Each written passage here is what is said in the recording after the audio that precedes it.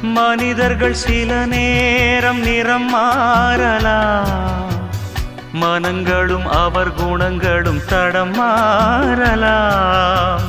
இலக்கணம் சில நேரம் பிழையாகலாம்,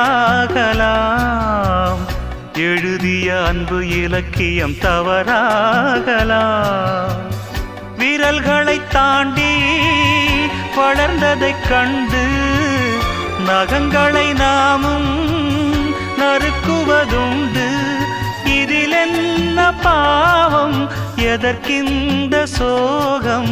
கிளியே நலம் வாழ என் நாடும் என் வாழ்த்துக்கள், தமிழ் கூறும் பல்லாண்டு என் வார்த்தைகள்.